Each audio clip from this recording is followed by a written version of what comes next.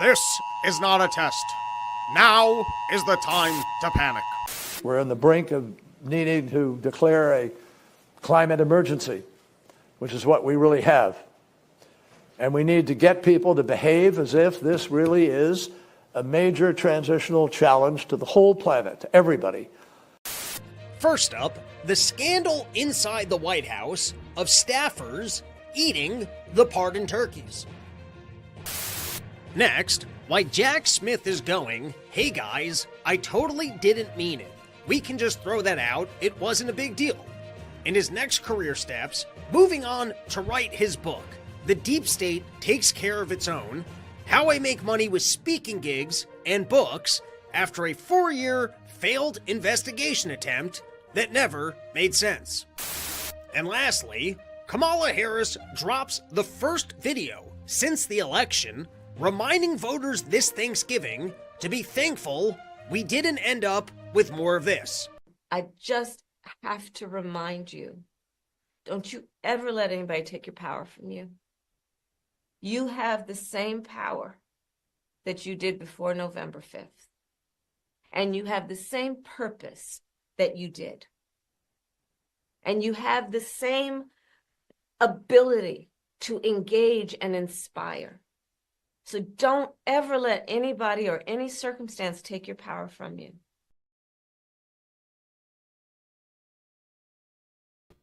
What is up, everybody? Welcome back to the Run Your Mouth podcast. We are here with a pre-Thanksgiving episode, listening to Kamala Harris letting us know that we don't have to give up our power. Doesn't she almost sound like one of these chads on the internet? One of these guys out there pretending like they're the alpha male. You got to eat more butter. You got to eat more beef. You got to take your testosterones. You need to eat even more eggs. If you're feeling lethargic, it's because you haven't eaten enough eggs. You haven't had enough B vitamins. You haven't had enough meat. You haven't spent enough time in the sauna. You haven't gone into the cold plunge.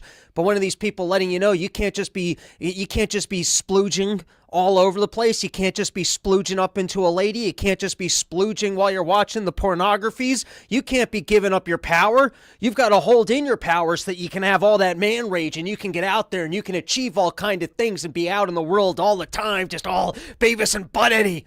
You can't just be giving up your power. I swear if they kept that camera rolling for just 3 more seconds, she was going to break down in tears. They took away the teleprompters. They told her, hey, this is your moment just to speak from your heart. And you know why? It's because she's talking about running again. And they're like, lady, I don't think you could blow more money than the last time.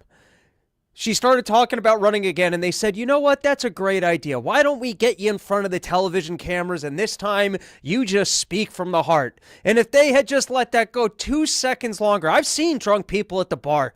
I've seen the way they talk before they just break out into tears. I don't know why women, when they get drunk, love crying. As men, it's about not feeling anxious all the time. We get more lovey. We never state our emotions. We get like, I love you, man. Like, oh, why don't we hang out? We should start that business. We're already starting to go into like more of the cocaine talk. But there's something, if enough women get together, they go out drinking, someone's going to end up crying. That's the way it works. I don't know why they enjoy taking part in activity that leads to tears and crying, particularly not in public. Listen, I've had bad hangovers in my life. I've thrown up in places I'd prefer to not have thrown. Not recently. You know, I've been drinking since I'm 15. Luckily, I got that out of the way in high school, which is what they don't tell you about drinking in high school, is that you can get all the horrible moments of pissing yourself in the backseat of a cab on a Friday night out of the way in high school, so that by the time you show up to college, you're a veteran drinker. And then by the time you're out of college, you're already like old man status. That's what they don't tell you about the perks of drinking in high school, is getting all of those bad drinking incidents of hangovers, of throwing up, of pissing yourself in a cab or whatever else. I'm too embarrassed to even stay. I got that all out of the way in high school. By the time I was in college, I already knew how to get it done. I already got all my blackouts out of the way. I was a veteran of the game. So kids out there, no, we're not actually going to share that message, but you get what I'm saying. Anyways, I don't know. If I cried once, I would quit drinking. I don't understand women drinking, that they like getting so hammered that they end up crying out in public. But I can tell what's going on here. That was a lady 3 more sentences away from breaking down in tears, but she's sitting there, girl, you got to leave your man. It's a pump-up talk. I know we lost and nobody cares about what I have to say anymore, but remember, what power do you still have? But here she is, they're eyeing around too, spending even more money. It feels like they're giving her a hard time. They're like, you blew a lot of our money, and it seems like the donors are less interested in backing our party. And she was like, you know what, just let me say a couple words, and I bet I can reassure our sponsors that I was actually a worthwhile investment. This is the problem with the younger candidates, is that when they fail this hard, they want to stay in the game. But you almost have to admire her stupidity, that in a way it almost leads to confidence, because like, I don't want any responsibility in my life in any capacity whatsoever.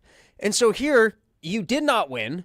Everyone's panning you for being an idiot, but for some reason you're like, I think not only can I still win this, I actually think I would still be good at the job. And listen, we've got to enjoy these moments while we still can, because at some point it's just going to turn sad. We're still in the fun category where I'm almost like, I wish she had won, because then we could be having all these moments all the time, and this would be cartoonish as she's sitting down with world leaders. But, pretty soon, as she gets slightly more and more relevant, and she's got to scream and holler more and more, because, listen, there will never be a moment in this lady's life where anyone ever sits around and goes, you know what we need right now? It's Kamala Harris. Isn't it almost amazing that you could raise the ranks all the way to running for president, and there could be no situation until the end of time where people are standing around and going, you know what would be really resourceful right now? You know who I think could come up with the solution? You know who I think could give the epic speech that would really rally the troops and bring people back into our cause? I guess if you needed someone to laugh at something really stupid, you needed someone to take an edible and talk about buses and space, you need someone who's going to cry in front of a camera, I guess those are the kind of things that you would recruit Kamala Harris for. But, like, think about it. If there was a debate tomorrow about wars, you'd be like, man, I got to get Scott Horton on that. Think about, like, all the things and the people in your life that if there was an incident, like, imagine you would think your company was failing and someone called you up and said, hey, I'm actually friends with Warren Buffett, and he's interested in taking a call. He might have some business advice for you. Or you're like, called him up and go, guys, you wouldn't believe it. I got the best accountant in the entire world. He could take a look at this for you. Can you imagine if your business was failing and someone called you up and said, Kamala Harris wants to come and give a motivational speech to your employees? You'd go, guys, we're filing for bankruptcy. It's even worse than I thought. We got together, and the only solution that we could come up with was a motivational speech by Kamala Harris, and so we might as well just pull the ripcord on this operation and call it a day, because what is the point of doing that? All right, and so, listen, it hasn't become sad yet. She only lost recently. She's still moderately relevant and still trying to hold on and pretend like she's going to run again, which just speaks to her stupidity to have spent that much money and failed as gloriously as she did. She still goes, I think I just gotta, you give me a second try, and I'm a young cat 3 times. I mean, it took Donald Trump 2 ties to get in the second time. I think I could figure this one out. I just need a second try at it. But we might as well watch this video in all of its glory, because it's still fun and it's gonna turn sad. So we might as well enjoy it while it's still fun. Let's give it a clip or a roll, and you guys can tell me if we have sound, which we better. We better have sound.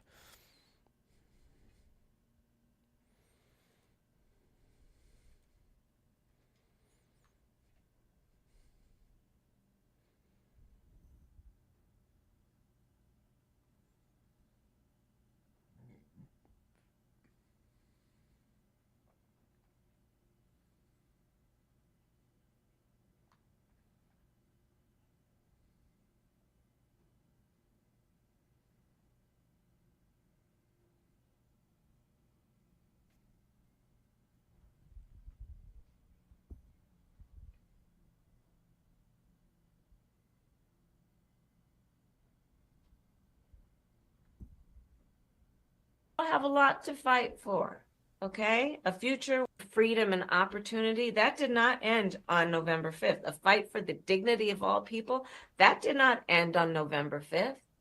A fight for the future, a future in which all people receive the promise of America?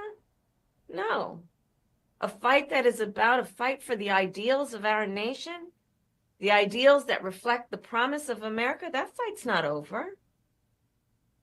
So look, we still have a lot to fight for. okay? A future where every American can pursue their dreams, ambitions, and aspirations, where the women of America have the right to make decisions about their own body, not their government telling them what to do. Our fight for the rule of law, for freedom for all, for equal justice. Turn it off was a hilarious comment. And that's a level of drunkenness when you're standing there. Did I just start talking louder? And the leaning in, she almost turned into Biden. She's like a louder, more energetic Biden. Maybe she thought, hey, the way Biden talks, that's enthusiasm.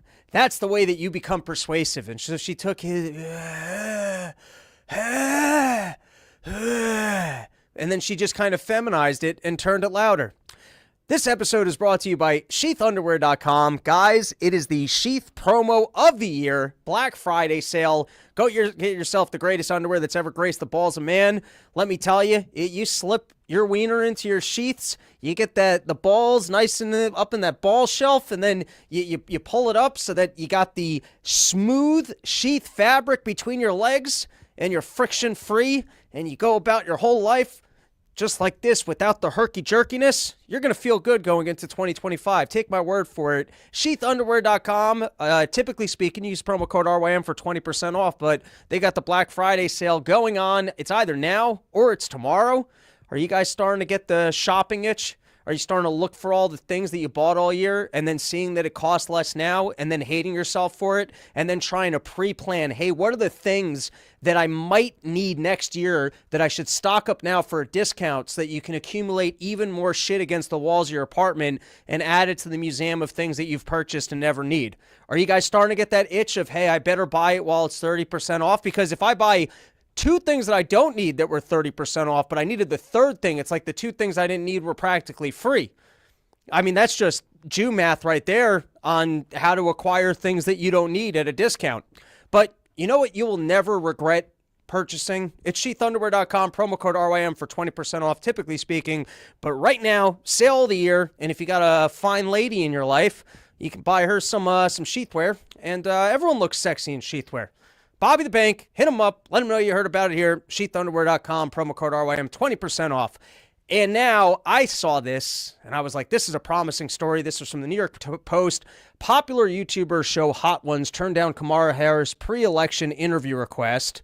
But it probably came with, hey, you can't ask us any election questions, and the hot sauces have to be less spicy. You know, Kamala Harris, she is a lady, and she comes with her own special set of rules, and you got to treat her differently than everyone else, and shame on you if you're not going to oblige, because she is the powerful person. You're lucky just to even have her on, so the fact that you would even not make special accommodations just shows your own bigotry. But this is why this story was promising to me. There's even a line here that I think Cutter said on the podcast that the Harris team got that reaction across the board from non-political media, that they were uninterested in engaging in politics. And this is why this is so promising. Because if you guys remember, just 2 years ago with the ESG racket, you would see these corporations getting involved in topics such as abortion and censorship. And you'd be like, you're a business. Why don't you just sell me your product and rob me of my money? Why don't you just do what businesses in America do? You keep me on a line for too long. If I try calling up and, actually filing a complaint, I got to talk to people in India that can't help me. The only way you can get an American on the phone is if you finally actually cancel your service, and then you'll talk to some sales guy and he'll lie to you. And then the next time you try and actually get the service that you paid for, you can talk to people in India again, and then you can cancel it, and then you can talk to an American who will promise you things that you'll never have. And that's the circle of the way that business is supposed to operate. They market it to you. They tell you you're getting discounts. You purchase things you don't need that you're never going to return. And you try and return it, that person exhausts you, and then you just realize, hey, I put my credit card down, and that's it. That's the way business is supposed to work. But instead, businesses, they started interjecting themselves into politics. And you'd be like, why do you want to alienate half of the audience? Why do you want to alienate half of your customer base? And that's because the Democratic Party was so strong, people realized unless I pledge allegiance to the wokeness, unless I pledge allegiance to the Democratic Party, these people are going to come for my business. And so I would rather make statements that are irrelevant to selling Coca-Cola, that are irrelevant to getting children to watching my movies. Every single business realized, hey, I have to pledge allegiance to this Democratic Party because if not, these people are going to hassle me so much, I will not be able to continue to be relevant. And you get a lot of celebrities that I guess partied at the Diddy's house, went to the Epstein's Island, went to whatever these Hollywood Hill parties were, and everyone was shamed out of being a Republican. You got to get out there and you've got to pitch Kamala Harris. Hey, that's where the paychecks are coming from. If you want to get paid to show up to a political rally, it's going to have to be for Kamala Harris. And so anyways, the same as Washington Post not endorsing her because they realized, hey, I don't think this lady's going to win, and I don't think they actually got that power anymore. It's good to hear that they actually had a hard time just getting on typical media shows because they realized, you know what? I don't want to be in this political process at all. I'd rather just run my business. I'd rather just be entertaining. I'd rather just be my sports podcast, my chicken wing podcast, my talking to celebrity podcast. This entire thing seems toxic, including I have no interest in aligning myself with the Democrats. Doesn't that show you that they're losing a little bit of their power, their stronghold? I mean, we talked about it on Part of the Problem. You heard it from every single commentator, but when you watched that UFC and you saw John Jones proudly going over to Donald Trump, doing the Trump dance and handing him the belt, it felt like the Donald Trump shame had gone away. It used to be only Kid Rock would man up and go, hey, I love this person. Give me some Budweiser money. That used to be the way it was. You had to go down the fringes of celebrity all the way to Kid Rock category before you found people that would proudly go, or the last time it was, man, am I bad with names? It's the guy who purposely plays the bad guy in the UFC in the middle, what's his name? Whatever. Let's move on to our next topic. What do we got? Let's talk about some random stuff. We do have the holiday season coming up, and I know, you know what we're cooking on the news, and it's slightly disorganized the way that we're now transitioning to the random topics, but I was playing the Kamala Harris video in the intro, and I wanted to flow through that one. I wanted to feel the energy and the rage and the hatred straight from watching her to commenting on it, but I do have some random things that I wanted to discuss. First is, you're going to be out there and you're going to be overeating this holiday season. That's what the holidays are about. It's about getting together with your family and overindulging. And if you're as lucky as I am that my family does lunch, I don't know why we started doing lunch. I think it's because my grandparents were that old. But we do lunch. That means by 11 a.m., I'm at the house. I'm having a couple of cocktails. I play with the kids in the lawn. My nephew's pretty good at baseball, so we have a good time. I throw some pitches at him. He hits. The other kids, I pretend like they're playing the bases, and, you know, you just tell them that they need to do things. They're dumb kids. You know, it's like chickens. You just get them to run around, and they're happy. And then, you know, you eat your pecan pie, which is the best of the pies. If you're eating any other pie instead of pecan pie, I just want to say that you're doing pies wrong. Listen, I respect all pies. There's a lot of good pies out there. But I'm saying if you got to commit to one pie for Thanksgiving, it's supposed to be pecan pie. It definitely shouldn't be pumpkin pie. As much as I like pumpkin products, pumpkin pie is not a great pie. Pumpkin works very well in a lot of dessert products. You know what's a shockingly good pumpkin dessert product that people don't talk about enough? It's chocolate chip pumpkin cookies. I'm going to go ahead and I'm going to endorse chocolate chip pumpkin cookies. Here's what you know if you ever see a chocolate chip pumpkin cookie. Firstly, it's fresh. People aren't shoving chocolate chip pumpkin cookies into their freezer. They're making them fresh for the pumpkin season. And a couple years ago, you got to go down the Run Your Mouth archive for when me and Yosef were shitting on that they overextended the pumpkin flavors. That there was a time when fall would come around, you'd get a pumpkin coffee, you'd get a pumpkin scone. There was like a 1 month window, basically 2 weeks before Thanksgiving till maybe about Christmas time, where the pumpkin flavors would arrive and it got exciting. But then like the sales coming way too early, people started throwing pumpkin products at you in August, and it didn't make sense in August. And we hit peak pumpkin. They were throwing pumpkin into too much stuff, and it wasn't fun anymore. And amongst all the pumpkin products, firstly, eating straight pumpkin is just psychotic. Pumpkin's got to be cut down with sugar and other ingredients and put into a pastry before it becomes edible. Haven't had cheesecake in a while, but a pumpkin cheesecake can be excellent. Sometimes if it's done well enough, like a pumpkin muffin or a pumpkin scone. But like I said, I am here to endorse the pumpkin chocolate chip cookies. If you ever see a pumpkin chocolate chip cookie, and I don't know that they can be made well homemade, even though typically speaking, a homemade pastry can definitely beat a bakery pastry. It certainly can. It can have a freshness factor, an availability factor, the wholesomeness of being freshly baked and at home.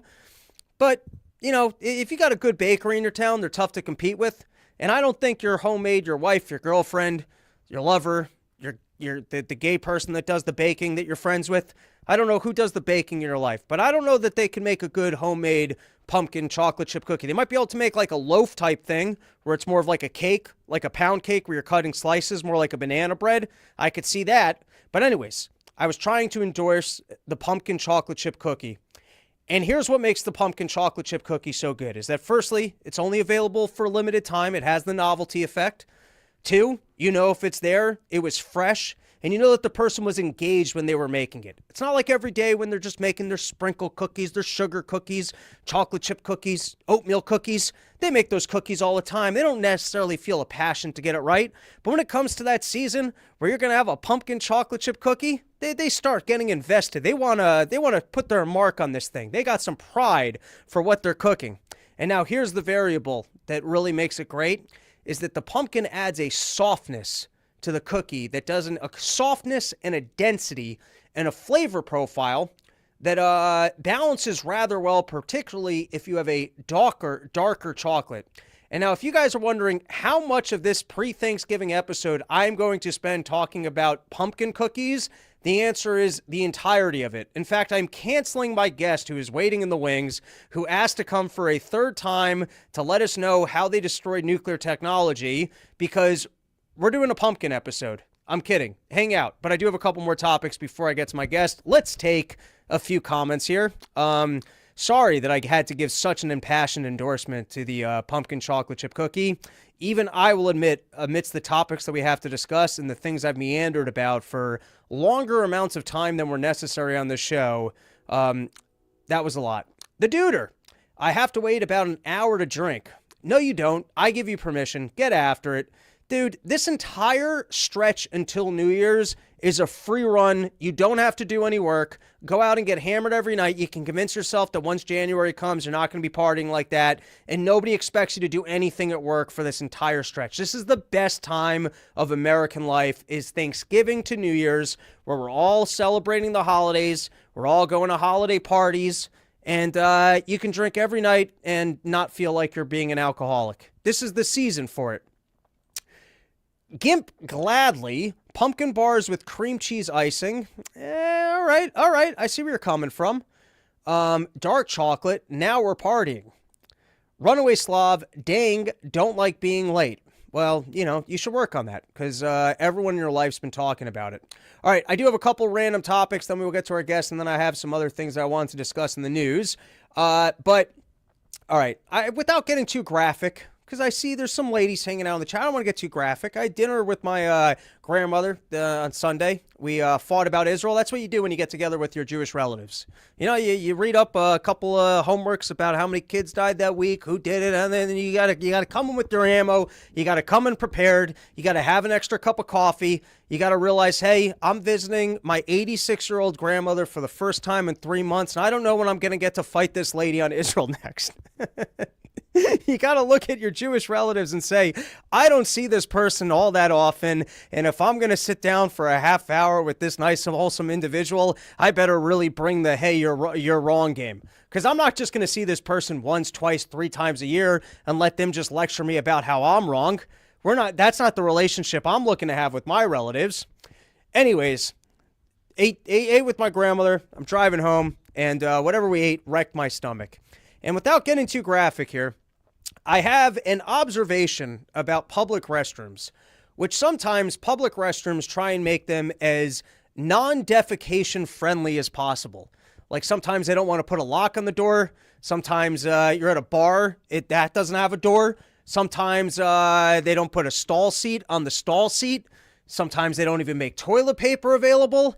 You guys have all been in situations where someone makes it very clear, hey, we do not want anyone defecating in this bathroom. And you know what the problem with taking that strategy of having a bathroom available and not making it defecation friendly is that you've now reserved your bathroom only for the worst of emergencies. Like, I get where you were coming from. You were thinking, hey, we want to make this thing not defecation friendly so that we could decrease the amount of defecation that might take place within our premises. But the problem with making your bathroom non-defecation friendly is that your bathroom will only be used for the worst of emergencies, and you'll have the least amount of supplies for the people who are engaged in an emergency situation. So there you go. Amongst the various cases that we make on the Run Your Mouth podcast, it's that pumpkin cookies are particularly excellent. And if you're going to have a bathroom, you might as well make it defecation friendly, because if not, you're only going to have the worst of the defecators making use of your facilities, and your facilities will not be prepared for their defecations. All right, I got one more random topic, and then we're going to cover one news topic, and then I will get to you, Mr. Matt. As you engage with your relatives, you guys see the spirit and the rage that I feel for our United States government. And I tell you, I have a lot of this energy all the time. But you don't want to be an angry individual. You don't want to be getting upset with people. And so I have some tools and tips for you people as you travel, as you engage with your family, on how you can stomach that rage and keep it down so that you could be calm and peaceful and just put out good, calm, likable energy into the universe. And so the first is, the other day I was driving in my car, and a person decided without signaling to just cut me off and go into my lane. And while he was cutting me off, and he was doing it in a dangerous way in the highway where I had to slam on my brakes, you know what I did? I honked my horn at the guy to let him know, hey, buddy, you're cutting me off. You're creating a dangerous situation here. And this guy, instead of like giving a wave, deciding to stay in his lane, doing any of the things that a sane individual would do, decided to flick the bird at me. And then, you know, as I continue driving, he decides to get behind me and honk. And in his head, for some reason, cutting me off was what he was supposed to do. He could have just stayed in his lane and not nearly have caused an accident, and then just taken the honking of the horn like a normal human being and then staying in his lane or apologizing. But instead of doing any of those things, that guy decided that I was the problem and that he needed to correct my behavior and make a whole big situation of it. And so at first I started getting annoyed. And so I have two things that I'd like to let everyone know. One, it's not your obligation to fix other people's behavior. That will release you from every bullying type instinct that you ever have where you feel like you got to get into someone. Like, correcting someone's behavior is almost a favor that you do for loved ones. Like, every once in a while you have a friend and you like this friend so much that they're doing something that irritates you that you have to actually call them up and let them know. But if they're not that deep of a friendship, it's not my obligation to help other people fix their behavior. And that just frees you up from all these interactions. But then the best one, which really brings me comfort in these times, is knowing that when other people are acting this way, they live their entire lives that way. So like, you end up with this one interaction with someone where they're acting like a complete irrational human being and a total asshole. And your first thought is, well, I better correct it. And you don't have to correct their behavior. That's not on you. It's not your obligation. And then you can take comfort in the fact that they must be like this all of the time. If they're having this thing with you, that means that this entire guy's day on the highway is interactions where he's nearly getting into accidents or people are honking at him and he's freaking out. And that's hilarious. Just thinking about some fucking moron on the road who's mad at every other driver like a psychopath as they're nearly causing accidents. So I give that to you guys as a gift. The next time you end up butting heads with someone and they're acting like a complete and total prick and you start getting mad, it's not your obligation to fix them, for one. And for two, take comfort in the fact that they have to spend their entire lives living with that energy. And then as long as I'm giving random life tips, this is one. And write this one down. Of the 36 years I've lived on my life, you can put this on my tombstone because this might be the only piece of wisdom that I actually have. All this nonsense about being right about politics, what do I really know? But this one, you can go share this with your loved ones and your relatives because this is valuable advice, which is people that annoy you will always find new ways to annoy you. Go ahead and write that one down. That will save you some trouble because sometimes you meet someone and your first interaction with them is they kind of irritate you, but you think, hey, I'll give this person a chance. They will always, you'll be amazed by how many new, because you and that person are not meant to interact. You gotta cut those people off right away. You gotta not engage with them because I promise you, you can take a minute and absorb that. People that annoy you will always find new ways to annoy you. And you give them a chance and you keep thinking, all right, listen, they're going to learn, they're going to change. No one learns. Nobody changes. If someone gives you an insight into the fact that the two of you don't groove and vibe and that they're annoying, I promise you, if you allow that person to remain in your life, what I'm trying to do is before the holiday, convince you to leave your loved ones. All right, wait, let's just cover one more topic, and then I'm going to bring Matt on. Let's cover the Jack Smith dismissal of 2 federal cases against Trump. The special counsel effectively brought to a close the Justice Department's effort to hold Donald J. Trump accountable in the election and classified document cases. So this is from the New York Times. This is the part that I wanted to highlight. Smith plans to pursue charges against Mar-a-Lago workers accused of obstructing the government's efforts to retrieve the documents Trump could pardon them, which is fun to be like, all right, listen, the entire thing failed, but I can still be petty and go after the low-level workers just to be vindictive.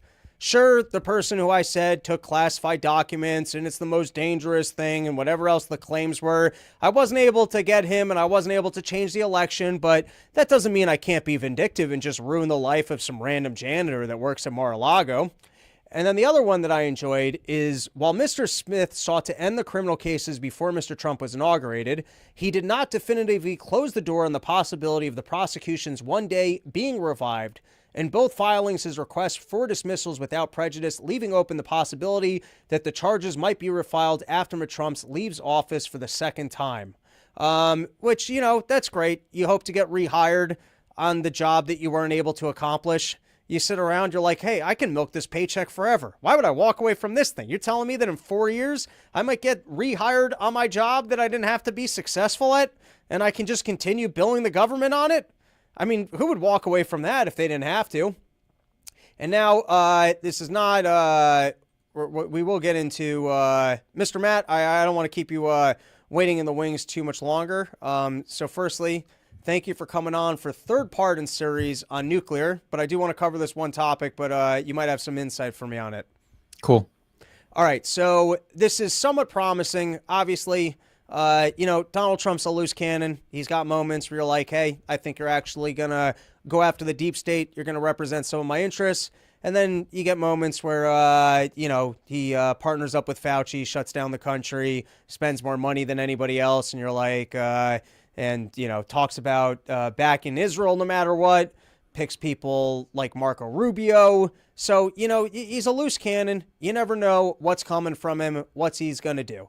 But on domestic policies, in terms of uprooting some of the woke agenda, some of the free speech issues, the windmill, the ESG bullshit, he seems to be good. And so there were 2 promising storylines from this past week. The first one was that Donald Trump is nominating Dr. I can't pronounce Indian names. You want to take a stab at that one? There you Bhattacharya. go. The professor coming through, Bhattacharya. For those, we did talk about this on Part of the Problem as well, which I think I'm up against the live Part of the Problem premiere. But we're true live. You know, I take comments. You guys can watch that one afterwards, or this afterwards. It doesn't really matter. But he wrote the Great Barrington Declaration. He was in front of Congress multiple times as a Stanford professor going, hey, I'm pretty good at science and math, and I don't think the direction that we're going in is the right direction. And if you just think about all of the talk of listen to the scientists, I wonder if we'll hear that a second time if they're investigating Fauci. And it's like, well, you got to listen to the scientists. I mean, this is the government scientists now. I never really root for justice or that we're going to see things unwind. And I think the government, even when it becomes new players, they like to protect government. So I'm not so sure that we're going to see a prosecution of Fauci as much as I think it would be cleansing and educational for the American public to realize just how lied to they were by the government. But I do think that this is, if you just think about how in lockstep the government was through COVID of, no, we're only listening to these people and everyone else is being censored and they're dangerous to listen to. The fact that just a couple years later, the wheel can turn and one of those primary dissenting voices can actually have such a high role in government, to me is kind of promising. You got any thoughts on that, Mr. Matt? Oh, it's beautiful. The FOIA request for Fauci's emails showed that Fauci was saying like, hey, we got to censor this guy, this fringe epidemiologist. We can't let his voice get out there. And now he's in charge of the NIH. So that's just beautiful. And on that exact topic, you've got Rand Paul, who's been trying to go after Fauci forever, saying, hey, this next administration might actually force them to give over some of the information that we've been trying to acquire, and they might actually let us get the information that we need to actually go after Dr. Fauci. If I had to bet, do I think any of this plays out? No, but it is quite promising. Beautiful. Beautiful. All right, and then I got one last topic, and then we will get into the nuclear talk, which was this was from AOC, and let me be clear. Anytime you hear a politician say, let me be clear, it is followed by nonsense. That is their way of, in their brain, going, oh, I'm about to say something that makes no sense or is a total lie. And so they cue up the words, let me be clear, to try and prime you of, oh, this is the important thing to listen to. And then it's always the thing that makes no sense.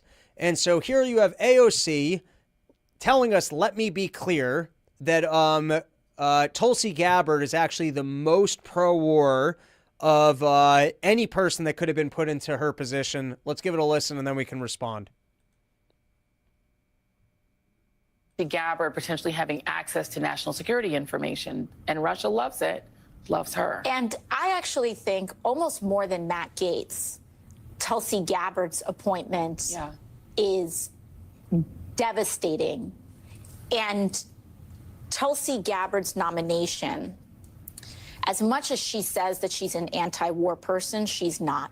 Yeah. She supports very pro-war individuals, including abroad. in Syria. And let's be very clear, a Tulsi Gabbard nomination is a pro-war nomination globally, point blank, period. As is Donald Trump as president of the United States.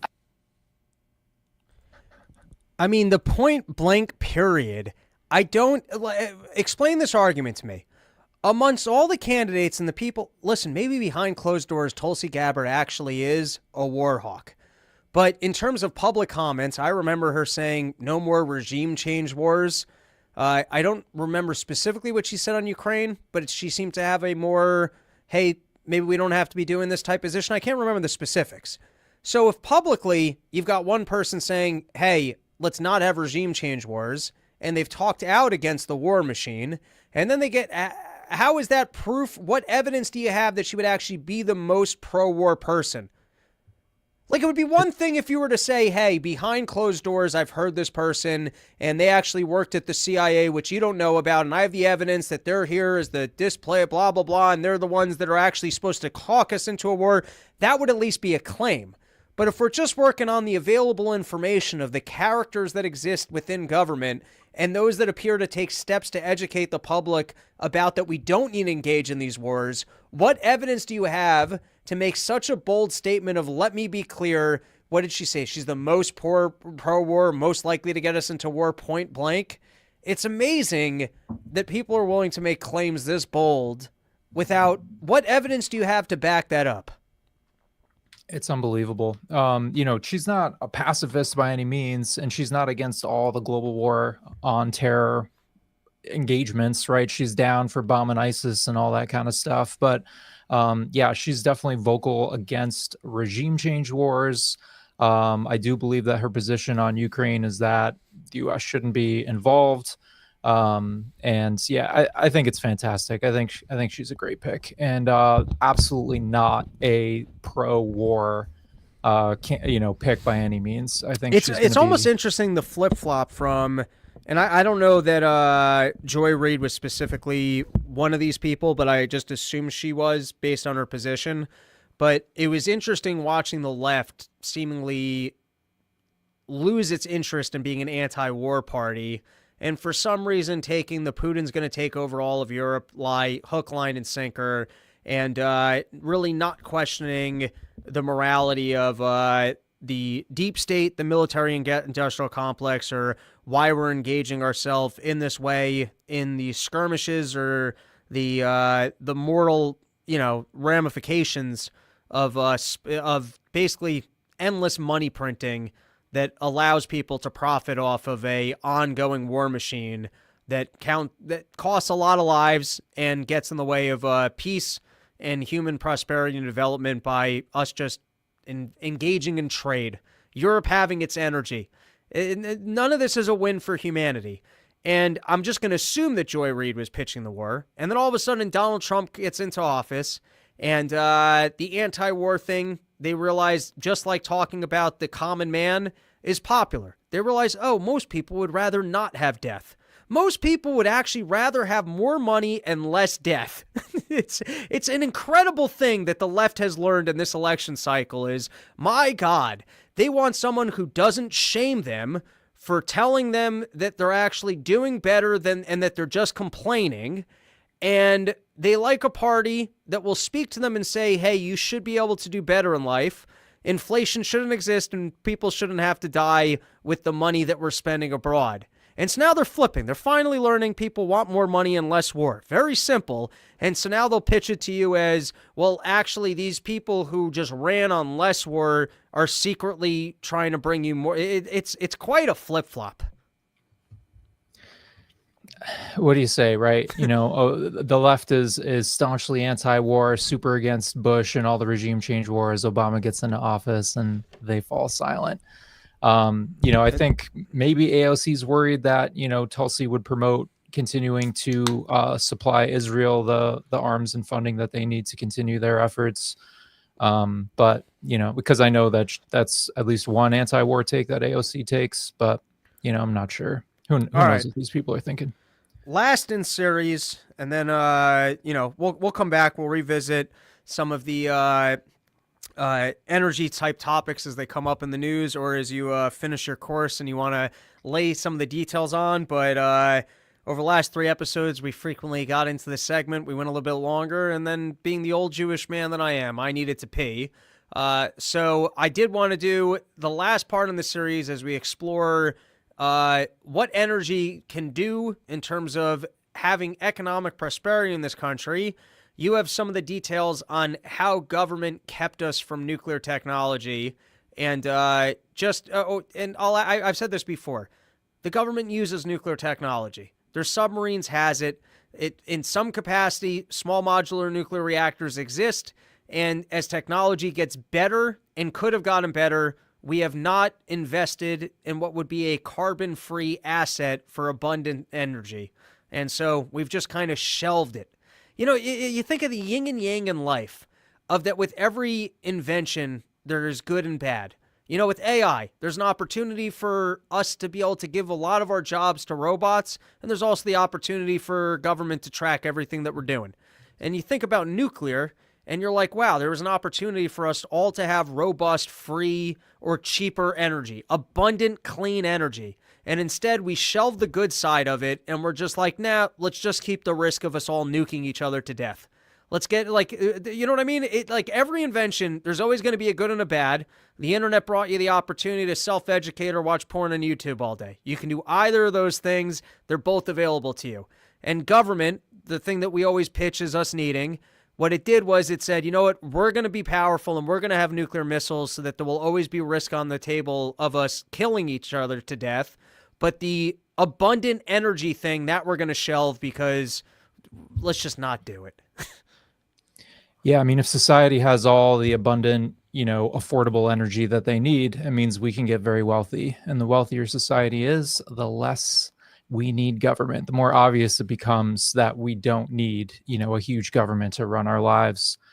It's real quick, not to derail us too much, but I wanted to start with a correction. So 2 weeks ago, we were talking about electric vehicles. You pitched this beautiful idea. You need to be my energy correspondent, right? Because you're just like 2 steps ahead.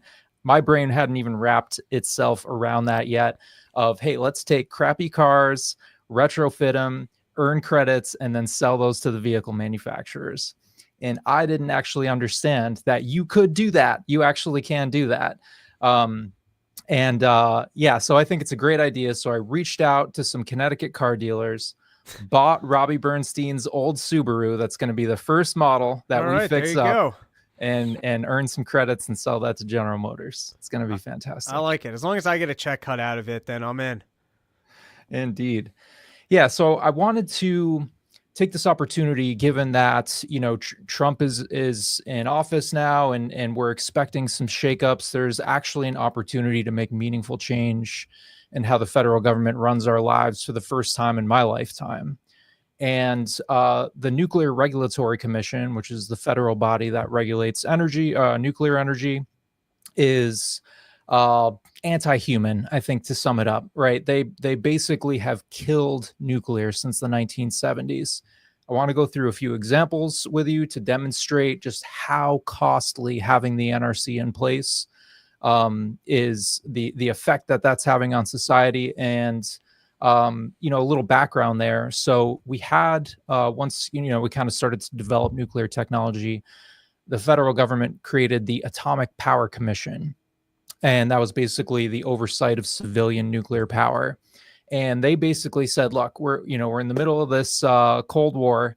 What we're going to do is only allow nuclear designs that after the nuclear power plant is done with the uranium, you can take that spent fuel and then turn that into nuclear weapons. So we're going to use the civilian nuclear power fleet to feed our ability to make nuclear weapons. And so they only allowed that one, you know, specific set of designs that would provide that fuel. We don't need that fuel anymore. We've got all the nukes that we need. We're not building, you know, tens of thousands of them anymore. But they haven't really approved any of these more efficient, more cost-effective, and just safer designs that have been around since the 1970s. We've known about these better designs for decades, 50 years now, and we are not allowed to go forth with them because the Nuclear Regulatory Commission, which is what the Atomic Power Commission evolved into, was like, no, that'd be risky, right? Why approve something when we've already got this thing that works and we can just keep doing this thing that works? If I understand you correctly, going all the way back to the 1970s, they had better design for nuclear power, and it was the development of that was blocked because it wouldn't lead to more materials for nuclear bombs. That's right.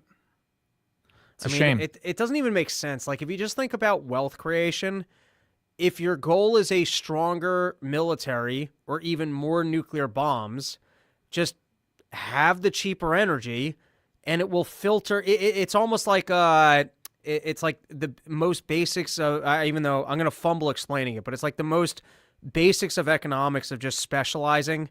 Like, if I can make bananas cheaper in my country and you can make diamonds cheaper in your country, then we both gain by trading the two because you're more efficient at your diamonds and I can end up with more diamonds per bananas produced. I don't want to get into specifics on that because I'm both lazy and I haven't read a microeconomics textbook in over a decade, but I understand it in my head that I can produce something cheaper than you can, so then, and you can produce something cheaper than I can, so then me engaging in the thing that I can, like, let's look at it from like a labor perspective. From a labor perspective, I might be able to write a good joke in an hour. It might take you a week to write a good joke.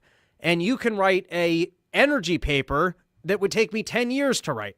So you might as well specialize in your energy paper. I might as well specialize in my jokes, and we can trade. And then we both end up coming out ahead. So filtering it back, and maybe this isn't explained perfectly, but if you're the government and you need money in order to have a strong military, well then having the most efficient energy forms for the public to then produce goods that you can tax will generate more money for you. And then you'll end up with the stronger military. It's not even in your own interest. It's like each branch of government's got to fight for its own little slice of relevancy. And so even within the nuclear general people, they're like, well, I want to make sure that I remain the most important thing. So I don't want there to be abundant wealth for people to be walking around and, I don't know, with stealth technology or whatever other weapons they could have created, laser weapons. They're like, I want to make sure that nuclear is the most important. So even if it means that everyone's got to be less wealthy with less energy, I want to make sure that the nuclear weapons are the important things so that I can remain important. And then if you think about how every branch of government does that across the board, and it's not even in the general government's interest, it's just in their specific department's interest of being more powerful by stifling everybody else, that like, and that's the core of government, is that they're not about creating value. They're about force so that they can remain with their slice of power. It's such like a remarkable, if you just think about the stupidity that we could have had better energy and they prevented it just for their own slice of pie to be more powerful and go, nope, no nuclear power plants unless it leads to filtering into my weapon system. It's criminal. No, preach, man. I'm sharing my screen if you can bring that up. Yeah, and I'm curious to know, and how damning is like is the proof on, I guess, the fact that there were like safe or good designs? Is that debatable? Well, or like, no. If I brought another scientist on, would they say, oh, hey, those designs actually would have never worked? No, not debatable. These designs are essentially what we're just now starting to get reviewed at the federal level for, like, the small modular reactors. And so you're saying 40 years ago they could have started on this? Yeah, no, we knew about like thorium molten salt reactors, which are just super safe, essentially 0% chance that anything would ever go wrong. And if it did go wrong, basically a 0% chance that it would result in some kind of catastrophic release of radiation or something. Very well known. Absolutely. Can you give us a little bit more? Because you're piquing my interest, and I know nothing about this. So what is the thorium, or whatever word what are these other technologies, and how are they better? Just give us a little bit of the actual specifics of what we're looking at. Yeah, so for example, there was a video that went viral about 10 years ago on YouTube. It was a TED Talk from Taylor Wilson. Highly recommend people look that up. I'll tweet it out after this interview. So if you're following me, you'll see that. And Taylor Wilson basically talks about, like, look, these pressurized water reactors that we've been using with these thorium rods, that's just such kind of an outdated design, right? Like, it would be way better, not only for affordability, but also safety, also reduce the risk of nuclear material getting, into hands that you don't want, where instead of using uranium rods, you use thorium to boil, no, not boil, but to basically take salt, and it gets so hot that the salt melts, and then you run that through a steam turbine to create electricity. And if anything were to go wrong, what happens is the thorium would just melt down through its core and then fall into a pit of there's this neutrons or whatever they are, and it essentially just neutralizes it. And there's a lot of real good benefits here. So one is that it runs real hot, but it runs at just normal atmospheric pressure. So there's not like a ton of pressure there. So the risk of anything exploding is very low. Typically what happens, like in Chernobyl, for example, they weren't able to, something went wrong with the plant. They weren't able to neutralize the uranium rods. That created a bunch of hydrogen, which exploded the top off the power plant, sending nuclear material around for, hundreds of miles in every direction. It's just not possible for that to happen with a thorium reactor. They're small. You can build them on an assembly line, ship them to wherever they got to be. You bury them underground, and then you just run it buried underground. So people can't even get to it if they wanted to try to do some nefarious thing. It's really pretty amazing. All right, so we're thorium people. Yes. All right, so let's get into this. So, a little bit about what we have today. We've got about 93 reactors in the U.S., and virtually all of them began operating in the 1970s and 80s. The average age of the nuclear power plant in the U.S. is 42 years old. The way it works is the federal government licenses the reactor to run for 40 years, and then they extend it 20 years at a time, potentially up to 100 years. And then, like we were talking last time, with the COP conference, the federal government is committing to try to expand these to the extent that that's possible. You can maybe get 5 to 20% more power out of these plants with some upgrades. But really, they're just kind of looking at the fleet that we have and trying to get the most out of it, rather than trying to make things really affordable going forward. It's a missed opportunity, in my opinion.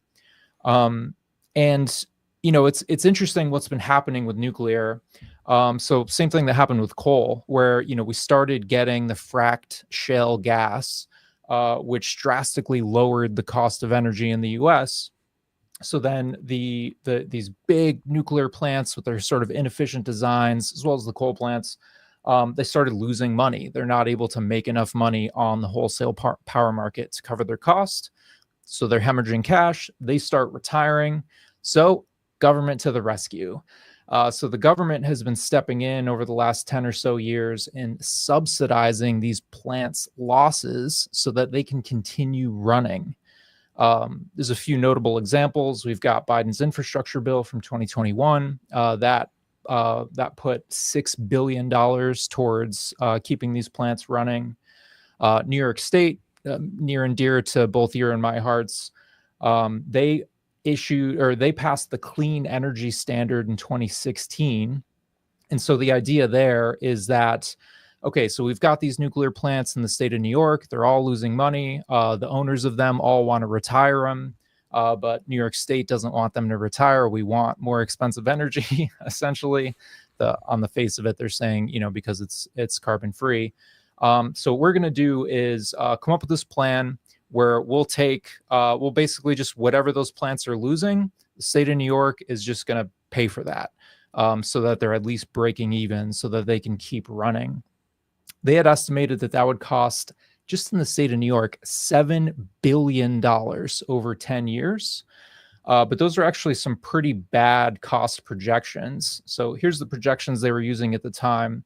And they said, okay, between now and 10 years from now, this was in 2016, we think that the price of power is going to double. So that means 10 years from now, we won't have to subsidize them anymore because energy will be so expensive that they'll be able to break even and we can stop the subsidies. So I was working in policy for the state of New York at that time. And this comes across my desk of really smart folks, economists that submitted some comments. And they were like, hey, with all due respect, you are crazy. Look at what the energy trading markets are saying. They are saying that the price of energy is going to be flat for the next 10 years. And so you're sitting here saying that, okay, it's going to cost New Yorkers $7 billion over 10 years. That's maybe half of it. It's probably actually going to cost like $14 billion. We now have the benefit of hindsight, and that's exactly what happened. The price of energy remained flat. And so that means $14 billion has gone into keeping, half a dozen plants running that should have shut down 10 years ago because they're not economical. It was really interesting. By the way, that's such a funny government trick that if I want anything, let's just say I want more of anything. Let's say I want more bagels. I like bagels. I'm a big bagel fan. And let's just imagine that for some reason, bagels got really expensive, even relative to pizza. And pizza has the cheese on it. Consumers like their pizza.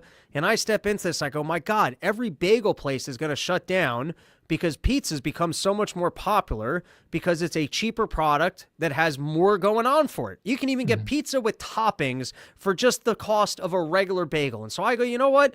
Here's what I'm going to do. I'm going to step into the market and I'm going to subsidize bagels. And to say that that my subsidizing of bagels makes sense is because I'm predicting that the pizza price is going to get out of control. So my subsidizing of bagels is actually going to, I might have just talked myself out of this, but no, because because if I just make the projection of that pizza will be more expensive in the future, then the amount that I'm subsidizing the bagels relative to the pizza starts making sense, right? Because let's put numbers to this. Let's say a slice of pizza is 50 cents and the bagels are $1. So I go, all right, I got to subsidize each bagel by 50 cents, that it becomes 50 cents. But then if I can actually look at a chart and go, no, pizza costs are going down, and I'm projecting that there's going to be 25 cents, then I got to subsidize each bagel at 75 cents. But it's easy to just make up the projection of, even if it's not even if it doesn't check out, you know what? I'm an idiot. Yeah, let's just delete my whole pizza bagel thing. Pizza bagels for the win. I think that's the answer. All right, fair enough. We can just merge the ideas and go pizza bagels.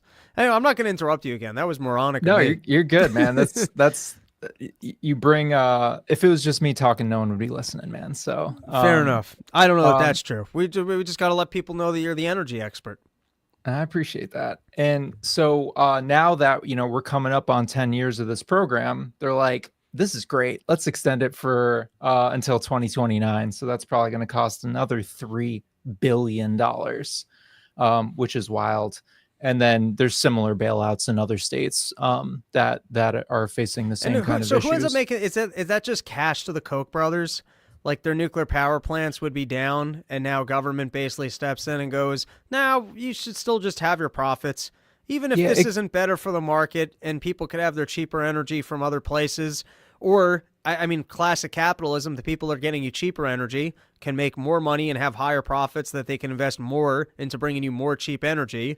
So instead, let's help out the bad products. So the bad product can stick around and reduce the profits for the other people who are able to do this better. It's all that money basically just gets funneled to the big power companies that own these plants. So it's pretty wild. And one thing before we leave this particular topic here, is that, I'm working for I was at the time working for the policy arm for energy in the state of New York. Wait, I'm sorry. This is my ADD. So when you guys put that forward of, hey, this is just wrong, we're the economists and we're the energy people, and you've built your entire policy amongst a wrong assumption, do they just go, well, we don't want to hear that? Like, what actually? That's exactly it. No, they just ignore it. Yeah, they just ignore it. Yep. Yeah. Yep. They go, thank you for that input. We're going to pretend like we didn't hear it. Yeah, and it actually came from a renowned organization that has a lot of clout within the state of New York, doing market monitoring, making sure that there's no funny business in the energy markets. So this is literally their job, is to look at this stuff and be like, whoa, guys, hold on. Let's turn the red flashing lights here. This is not going to work. And so that was their job, right? And then they came out and they were like, this isn't going to work, guys. Like, with all due respect, your projections are insane. They make no sense. It's also funny when you're there and you're the expert, and so you look it over and you go, hey, this is just wrong, and you're going to be stealing wealth from people to just favor the Koch brothers. You're literally just handing free money to these people, and you will drive up energy costs, which is going to keep all the consumers, all of the people that are voting for you, with higher energy, and they just ignore you. And then you have to realize this exists in every industry. I haven't spoken to every single person that works in healthcare, but I'm sure there's some guy that came across some pill and went, hey, this one would be cheaper. We don't want to hear that. And then you just realize government's only here to introduce force into the market so that private individuals can make more money at the expense of all of us. And that this happens in every single industry. And it's so interesting when you get to hear from someone who was literally there. I am the expert, and I'm looking this over, and I'm telling you that this is fraud and that you are just creating more money and profits for these individuals. And then the watchdog group that is supposed to be there specifically to protect for this goes, now we're playing the game here. And that's why we're here, is to pretend like we looked it over and actually support. And then some politician gets to go up and go, as endorsed by the watchdog group. And that's why we need to do this for all of the people. It's such a, it's remarkable when you can actually hear the specifics from people that lived it, because then it's undeniable. The agency that I work for that basically put forth this program, in their mission statement, it's like, we're here to protect the customer and we're here to promote market competition. And then they just do the opposite every single time. As the meter terms, here as a whistleblower of the energy industry.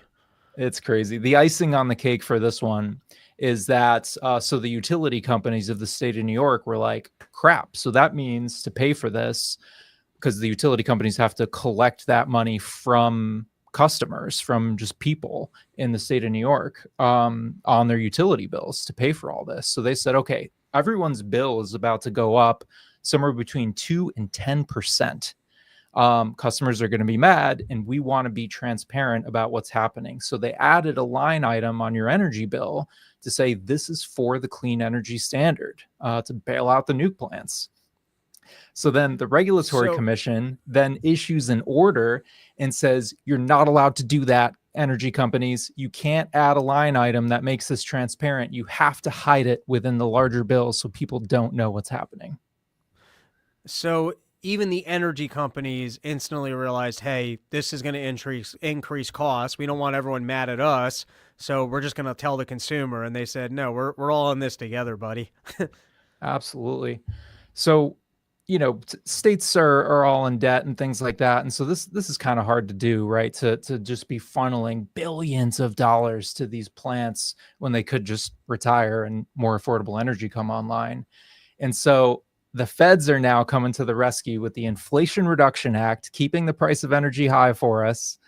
And what they're going to do is basically subsidize all existing reactors in the US at $15 a megawatt hour. For reference, the average price of power is like 20 a megawatt hour. So on top I'm just curious, just for my own curiosity, if you completely removed these nuclear power plants from the market, would you end up with an increase in cost from the nat gas, or there's actually just so much natural gas available that you would continue to, I guess, have the 15 megawatts per hour? I don't know the metric that you stated. Yeah, it's basically what would happen. So the way that works is you have your energy market, you have all the power plants that are, available to provide power, and then they bid. They say, hey, this is what I can provide energy at. And so normally if your price is So does higher the government than actually cap like what the natural gas people can provide to make room for the nuclear, or does the nuclear not really. Basically what they did is they said, okay, nuclear must run. So even if it's so expensive that the nuclear plant can't cover its costs, and so normally it would say, okay, my bid is $40 a megawatt hour. When the price of power is 20, they're just not going to run. So the basically what the state did is they step in and they say, no, actually you will run at any cost, and then we'll just cover. And then how do they, I guess, cap the nuclear companies from not just lying? Like, let's say you're a nuclear company and you could actually be profitable at $20, but you know that government's going to cover the difference no matter what. What's to prevent them from going, oh, it's actually $30?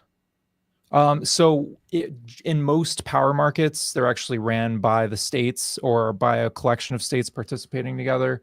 And there is a market monitor that checks everybody's bids, and they know what it costs to produce power. And so if you're not bidding roughly at what they think you should be bidding at, but once you're at this level of shenanigans, and there aren't that many nuclear power plant providers, what's to keep the collusion of, let's say there's 2 nuclear power plants. You got the Koch brothers and the one other guy. And so the Kochs call them up and they go, all right, the government's going to cover the difference. What are you putting in? Hey, why don't we both say 30? All right. I mean, it's a single phone call. What's the unless maybe you can get the data from other states or from other countries and then go, what the hell's going on here that France is able to get this done at an average price of 20? But do they do that, or do they basically just take the power company's word for it? That's what happened with Enron. It was the collusion. There was like a new market. They didn't have all the rules set up. They weren't really able to check anything. And so given that it was just a few power companies, they were able to collude and like artificially bid up the price. But now you have market monitors in these markets that actually know what it costs. And they're, I guess, somewhat effective. All right.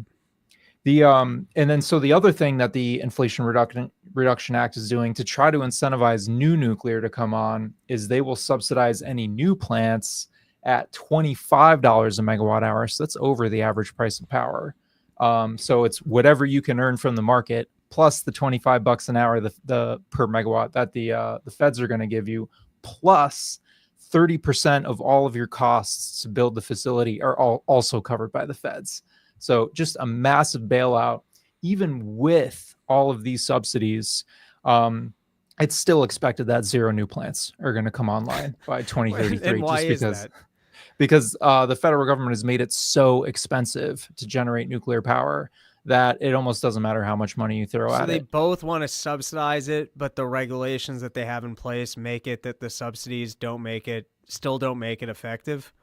For now, yeah. And the two sides of that coin can't just get together and work that one out. I mean, it's almost funny to have government jobs of figuring out, well, how do we, like, you got this one that will go, hey, we'll just subsidize it. And then you got the other ones who are making it more and more expensive to actually do.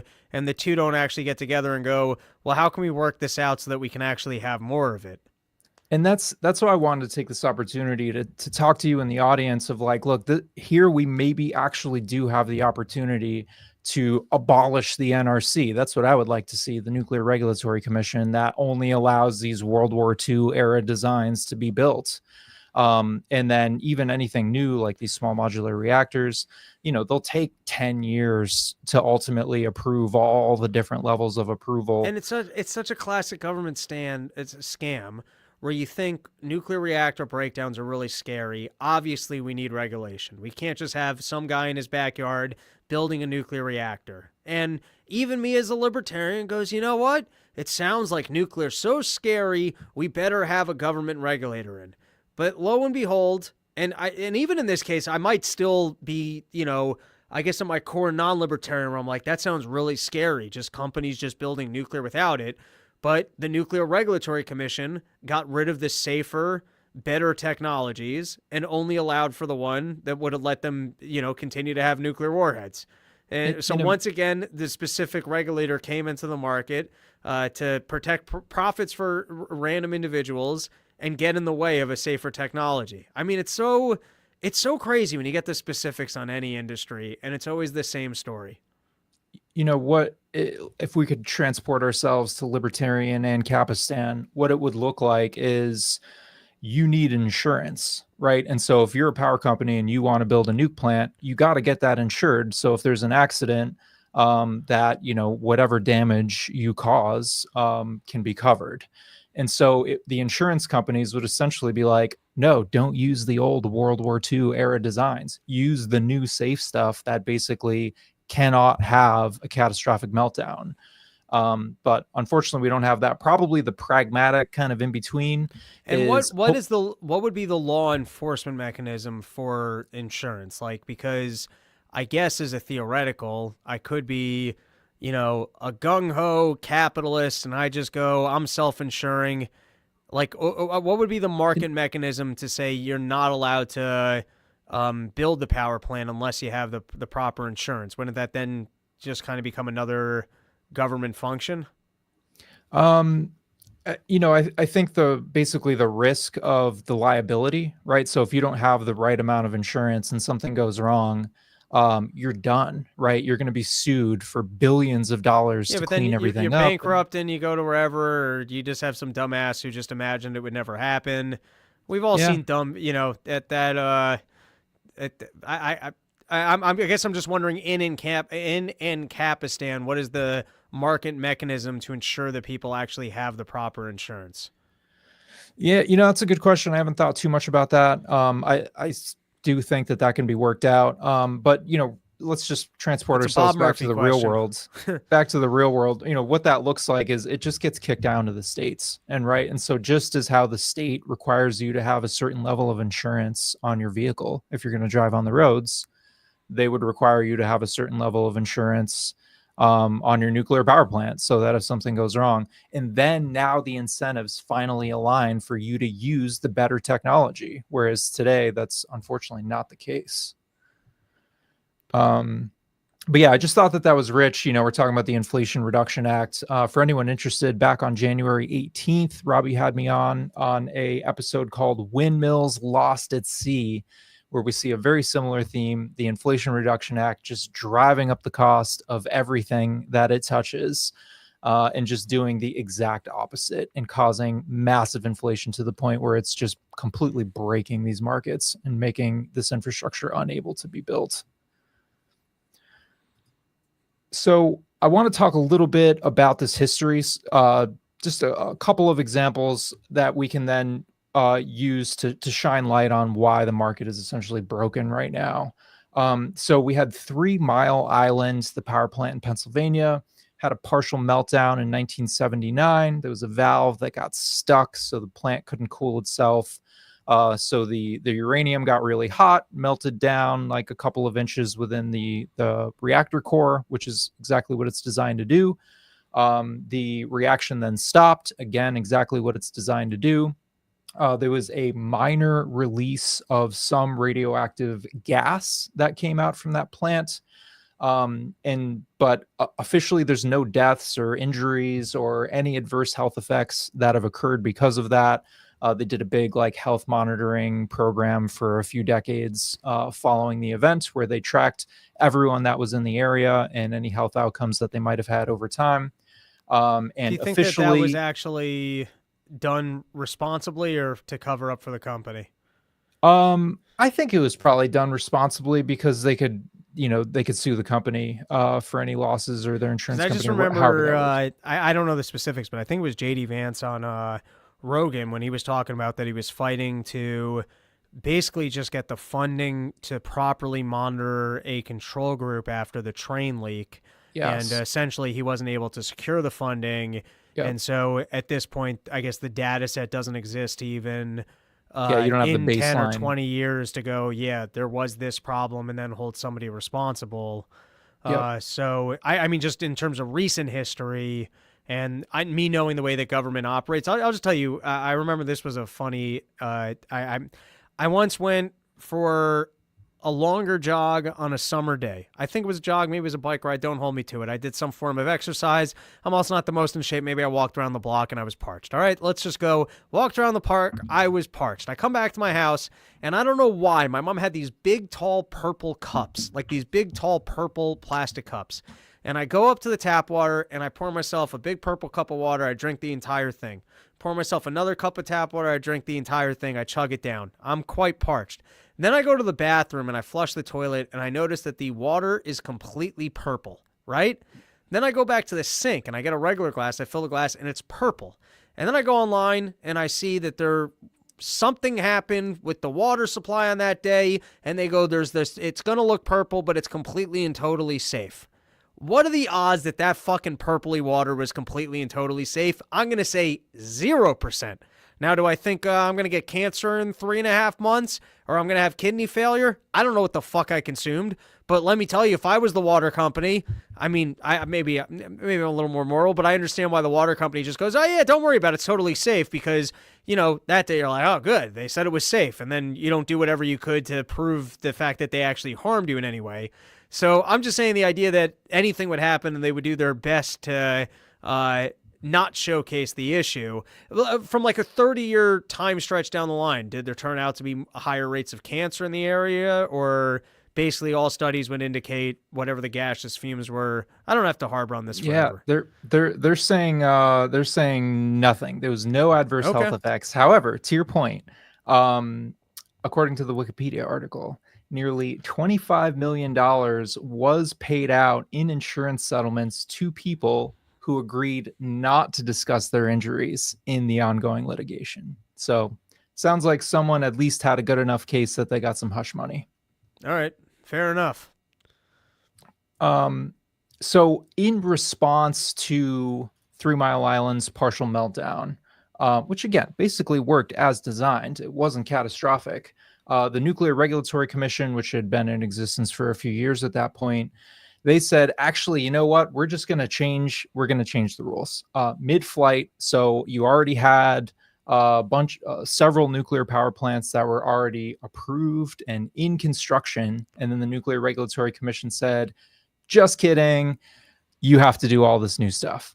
And that resulted in massive cost overruns and delayed projects. But to tee up the next example that I'm going to give, again, another one that's close to our hearts in the state of New York, they then said, okay, so before what you had to do was get approval by the NRC in permits and all that stuff to build your plant.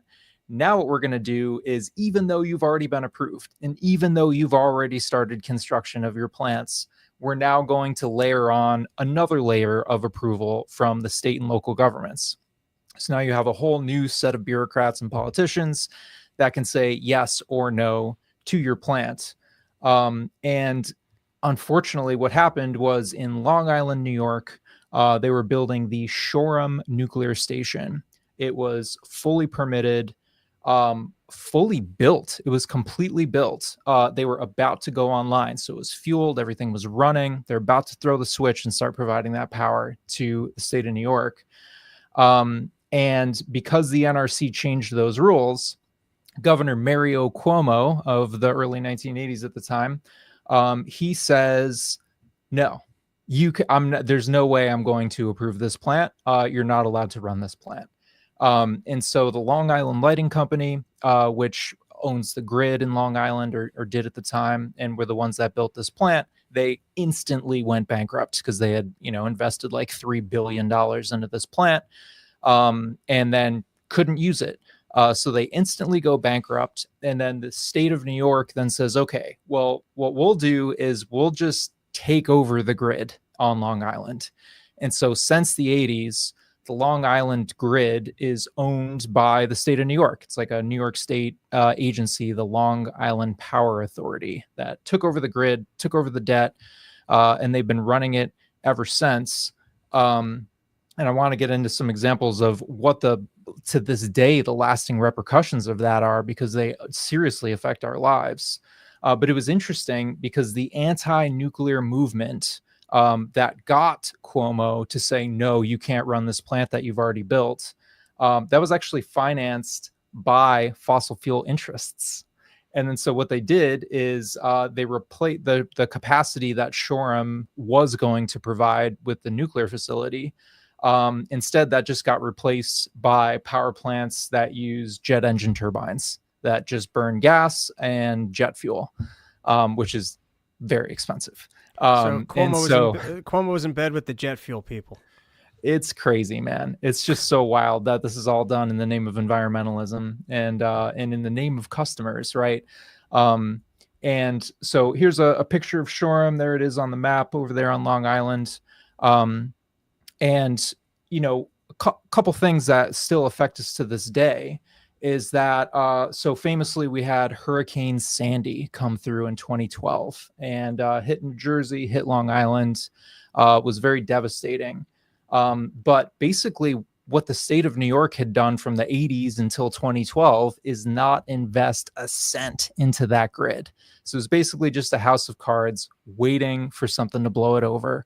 Hurricane Sandy came along and just devastated Long Island. For any listeners there, you probably remember being out of power for weeks and not getting any communication from the Long Island Power Authority. They did no communication. Well, for the most part, they didn't tell you how long it was going to be. You didn't know if it was going to be a day, weeks, months. Some customers were out of power for months, never even got a notification of when roughly they would be put back into power. Huge disgrace, absolutely unacceptable by any private power company. They would be fined massively for doing that. But because it's a state agency, whatever, no big deal. And since then, it's interesting. Instead of trying to pay down that $3 billion worth of debt, they just got into more and more debt. And so by the time Hurricane Sandy hit, that debt had ballooned to $8 billion or something like that. It was interesting there was an investigation that happened after Hurricane Sandy. And what they found was just rampant corruption. There's a huge report that came out just detailing all of the corruption. One of the notable examples is that all the towns of Long Island, what they did is they said, okay, any property that's owned by the Long Island Lighting Company, what we're going to do is jack up the tax rate just in that area. So kind of like how a city, if there's a big rich area, they might have the tax rate higher there than in like a low income area or something like that. They did something like that to the point where the people's power bills were essentially paying for a huge percentage of these municipal governments' budgets. And it was just wild, everything that's happened, again, all as a result, this sort of butterfly effect of the federal government kind of changing their mind and making things many times more expensive than it needs to be, shutting down our ability to use nuclear power, and just a disaster for the people of Long Island. Really unfortunate. They have the highest energy costs in the continental United States because of this. Makes me so mad. So it's risky business, man. Building a power plant's risky business. And essentially, ever since 3 Mile Island, the federal government has basically froze the nuclear industry in the US. Technically, it's not prohibited, but it is so expensive that there's no way you could really build a nuclear power plant. there is not a single power plant that has gone from conception to operation since 3 Mile Island. Not a single one. There was a few that were already in construction, and they managed to finish it over budget, over time, but they did finish it. But ever since then, not a single plant has been created until... Go ahead. Before we do that, I forgot to plug YoKratom.com, home of the $60 kilo. And they got Black Friday going on. I think, don't hold me to it. Don't come back and sue me for false advertising. But if memory serves me right, exclusive for the holiday season, I think they have buy 2 kilos of kratom, and you get them for $50 a pop. But if not, $60 for a kilo of kratom is pretty great. I mean, Matt, where are you going to get a kilo of kratom for just $60? It's beautiful, man. Nowhere is the answer to that. All right, so we got the Vogtle Nuclear Station. Vogtle in Georgia. There's 4 reactors there now. The first 2 reactors, those were finished in the 80s. And just those reactors from back then, because of the NRC changing policies and things like that, they had originally estimated that to build these 2 reactors, it'd cost $660 million. By the time they got done, it was almost $9 billion, which in today's dollars, that's $19 billion for 2 power plants. Unbelievable. And then so they just recently completed 2 more reactors. They actually just came online this year. And so these are the first reactor units to come online since 3 Mile Island, to go from conception to operation since 3 Mile Island happened. And the construction began on these in 2009, weren't completed until 2024, almost a decade over schedule, because they had to keep going back, redesigning stuff, again, because the NRC. Originally, Georgia Power estimated that these plants would cost $14 billion, which is crazy expensive, but whatever. They ended up costing $34 billion for 2 power plants. Keeping in mind that... And this was all out of the government's pockets? No, because Georgia Power is a regulated utility. They own the grid. They also own power plants. A lot of the country has done away with that, where if you own the grid, you can't own the power plants. The power plants actually have to participate in a market and be economical.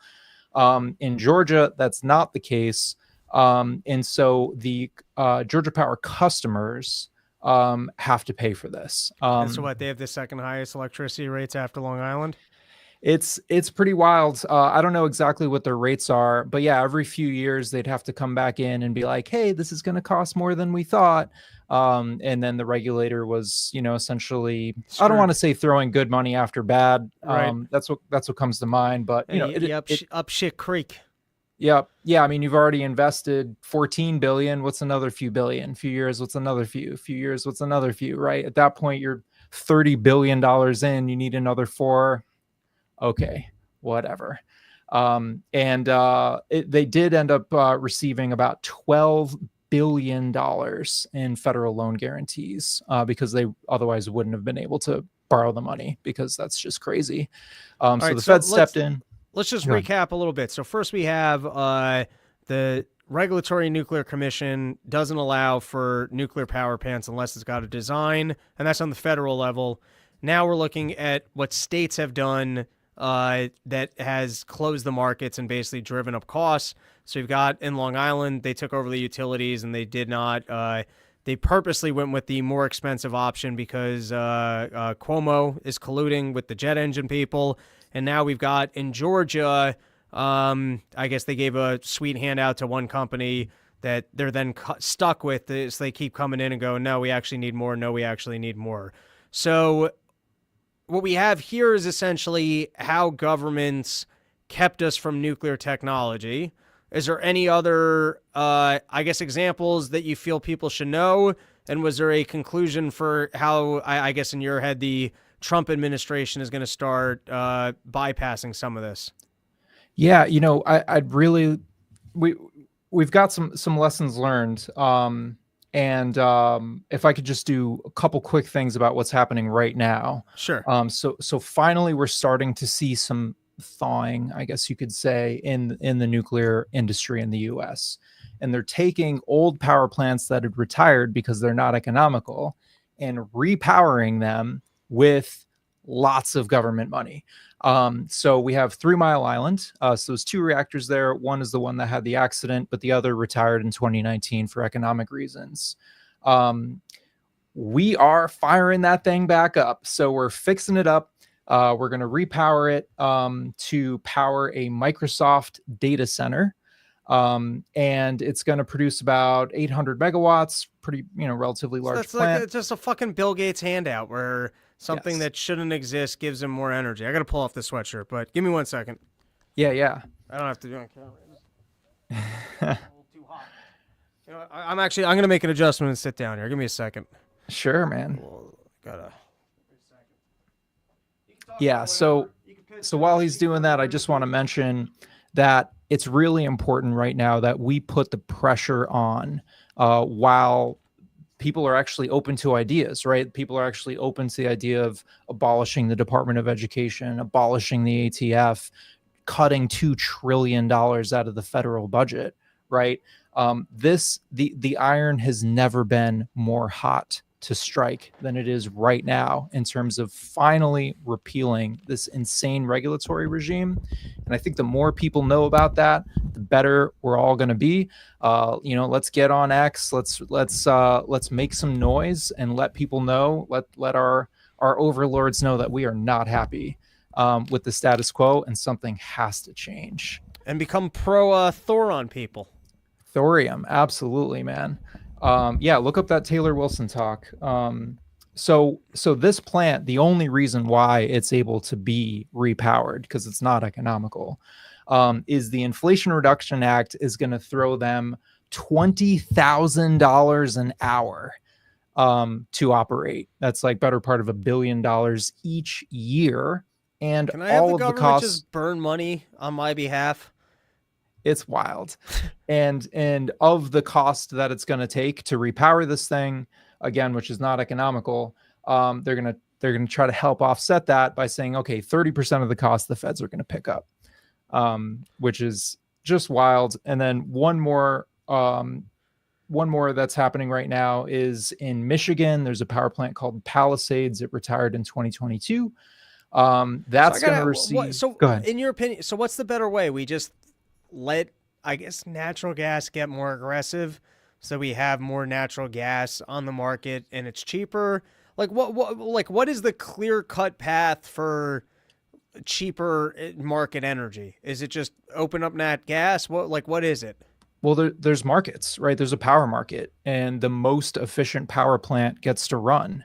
And the power plants that can't cover their costs will shut down for economic reasons, and that capacity will be replaced by actually cost-effective energy units. That's what needs to happen. And then, with nuclear being so unprofitable against these others, what needs to happen there? Does the military just need to leak its technology to the private market on how to do a small modular nuclear reactor? We know how to do it, man. These designs have been around for 50 years. But I thought you said that it would be even with, I guess, the current nat gas prices, those are too expensive, but it's basically an investment into the technology getting better. How do you do that without government subsidies?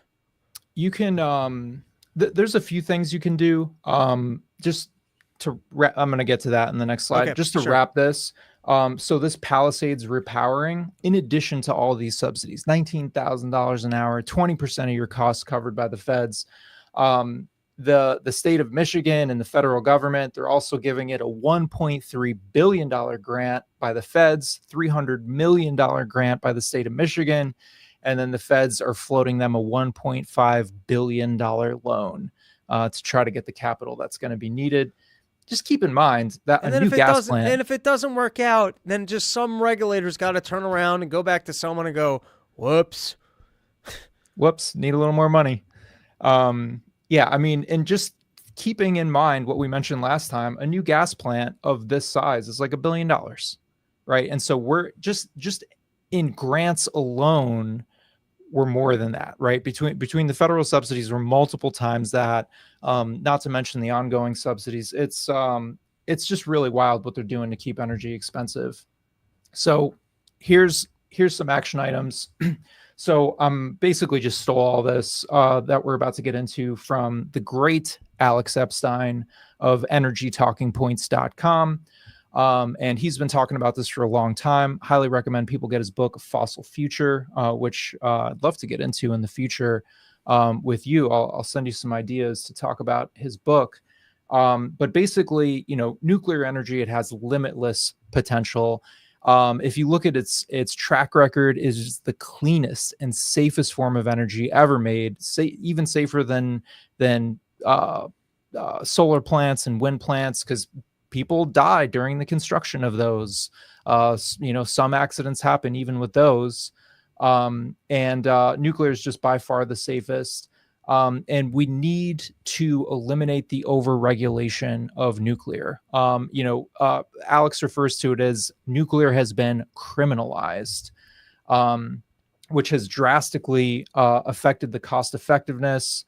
It used to take about 4 years to go from, hey, I have an idea for a nuclear plant until that thing is running. But basically under, sort of today's regulatory environment, it takes several times that. Vogel took, almost 20 years. And, the technology has improved. It should be like even quicker and even less expensive. Prices have 10x'd from what they were before all the regulations were introduced. Of course, that should have gone down as technology improves. I love this chart here. The blue dots, for our audio listeners, basically it's showing power plants that were completed before 3 Mile Island, and they're all these blue dots in this relatively low cost range. And then you have these red dots, which were power plants that were completed after 3 Mile Island. And it is just multiple times more expensive, 10x, 10x more expensive to build these plants under today's regulatory environment, which is why we don't have abundant, cost-effective nuclear. I don't think that government is going to really give us the answer if it's, hey, let's step in and help this technology, unless, of course, it's just to get out of the way. That's the answer. But the federal government, state governments, they're stepping in and they're like, hey, we need new subsidies. We need new government funded research. That's how we're going to solve this problem. But no, the problem is due to overregulation. So getting regulators more involved is not the answer. And Alex has some real specifics here. What he's calling for is, hey, look, we need to have some congressional hearings where we can actually lay this out on the table, present the facts, have arguments about it. And specifically what he would like to target is what we call the linear no threshold model. So you're exposed to radiation all the time, right? You take a flight, you get tons of radiation being in the air, flying at really fast speeds, walking around, being in your basement, digging a hole, coal, gas, that's all coming from the ground. So it's got radiation with it. And that's not really, the radiation there is not regulated. And what the government does with this linear no threshold idea is they say, okay, so a nuclear bomb would kill millions of people.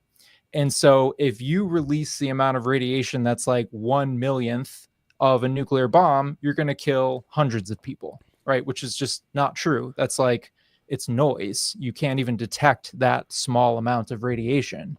And so we need to get rid of these regulations that are essentially saying, look, you need to have absolutely zero radiation from anything that you're doing, which is not practical, and why it is so expensive. You have to over-engineer the heck out of everything. Your operations when you're refueling or running the plant have to be so airtight that you just can't do it economically, right? And so you need to kind of relax that a little bit and say, look, if a molecule of radiation escapes this facility, it literally does not matter. It doesn't matter. You're exposed to more than that just in your day-to-day life. So let's stop pretending like it's the end of the world. I spent a lot of time as a kid watching nachos turn in a microwave. So yeah, right. Exactly. And then also the licensing. right? The licensing is just insane. We need to step in and say, look, we're not going to do this anymore, where it takes, 10, 20 years to get approval to build a plant. We need to put in some limitations there, where the government will have to make a decision within 2 years, right? So you have all these different layers of approvals that you have to go through.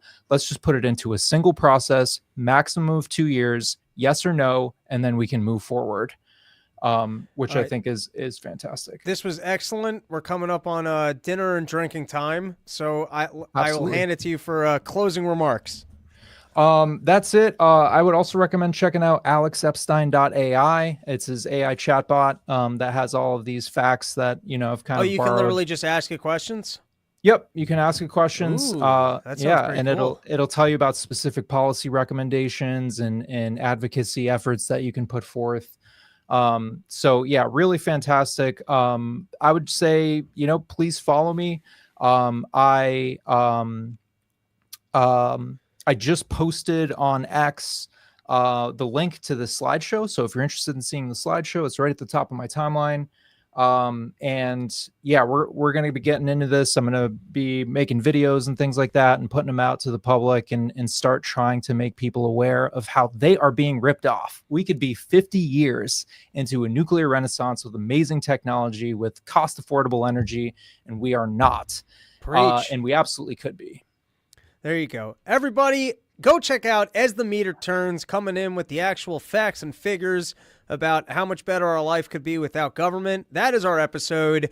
Hopefully over the weekend, I just booked 2 shows. There's going to be a comedy festival out in Jersey. It's at the it's where we did New Year's last year with Dave, but I'm trying to launch a new show in New York City. It's called the Political Comedy Jam. We're going to have comics coming on, doing topical humor, the kind of stuff I like to work on, and then responding to some internet clips, taking some topics from the audience. I'm going to mix it up with people after their sets, so it's going to be a comedy show, a little bit more oriented to the news cycle, what I do. And I'm hopefully going to build maybe what was the end of year things, because I think I'm hoping to do this monthly in New York, but this is going to be my first one, so be on the lookout for that link. And then I'm going to be in Texas, out in your area, my friend. You should come on out. San Antonio. Absolutely. I don't think it's that far from you. Bring the whistle pigs. It's awesome. It's non-porch tour. I don't know what we're calling it. It's the Fall Classic, but Texas is hot year-round, so we've got a gig out in San Antonio. The date on that, I believe, is like December 21st, something like that. I got to get the link up on that as well. But guys, when I do the Texas gigs, little insight here. All the gigs I do are incredible. I bring amazing openers. It's always a party. And, I always bring the fire to be cheesy about it. Texas, I'm able to pull from the Austin comedy scene. And so I know I have Andy Malfarina on that one.